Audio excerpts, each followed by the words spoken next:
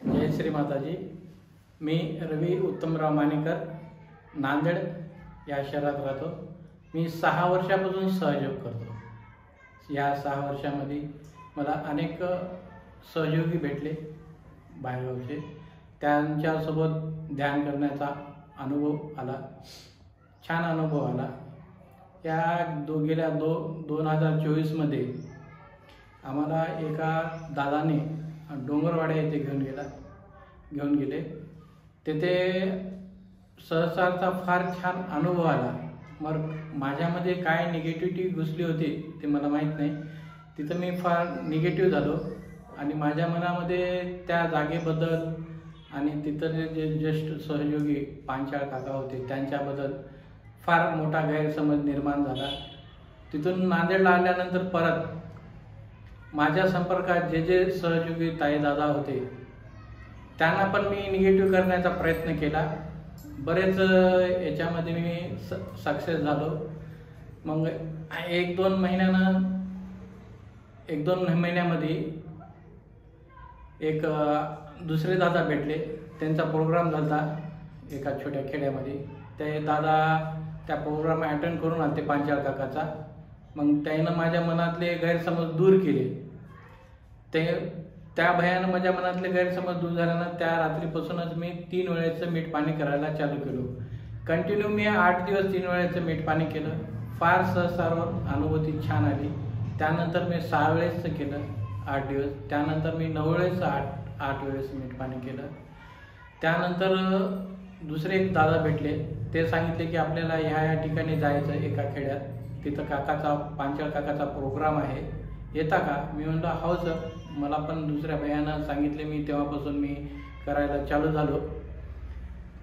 योगायोगानं आम्हाला पांचाळ काकाची त्या शहरामध्ये भेट झाली आणि सहसावर कसं राहायचं किंवा कसं जायचं ते काकाने फार छान प्रकारे सांगितलं आणि आम्हाला अनुभूती करून दिली। तिथून आल्यापासून माझं सतत सहसार चालू राहते। आणि 1 महिन्यानंतर अजून मग दुसऱ्या एका खेड्यामध्ये प्रोग्राम झाला। तिथं पण मी गेलतो। त्या ठिकाणाहून माझ्या मनामध्ये जे गैरसमज होते पहिले गेले त्या शहरामध्ये, तिथं निघून गेले। जे राहिले सुरले गैरसमज होते त्या प्रोग्राममध्ये पूर्ण 100% गैरसमज दूर झाले। माझी इच्छा एकच आहे की आपण सर्वजण हे 9 वेळेचं मीठ पाणी आणि त्या काका ज्या प्रकारे म्हणतात त्या प्रकारे आपण सर्वजण करावं। माझ्या मनात त्यांच्याबद्दल जे गैरसमज होता पूर्णतः दूर झालेला आहे। मी अगोदर जे शहरामध्ये पांचाळ काकाच्या प्रोग्रामला गेलो, आम्ही अनुभव घेण्यासाठी किंवा त्यांना टेस्ट करण्यासाठी गेलत्या। मग टेस्ट करण्याच्या जे आम्हीच त्याच्यामध्ये हे झालो परफेक्ट। काकाने एवढे हे केले आणि दुसऱ्या प्रोग्रामला गेल्यानंतर आमचा परिपूर्ण निघून गेला आणि मला जो त्रास होता, मानसिक त्रास आणि शारीरिक त्रास, तो पण कमी झाला आणि माझ्या हातातून आणि टाळूतून पूर्ण गरम अंगातून निघून गेलं। आणि आपण पण 3 वेळेस, 6 वेळेस आणि 9 वेळेस मीठ पाणी जरूर करावे।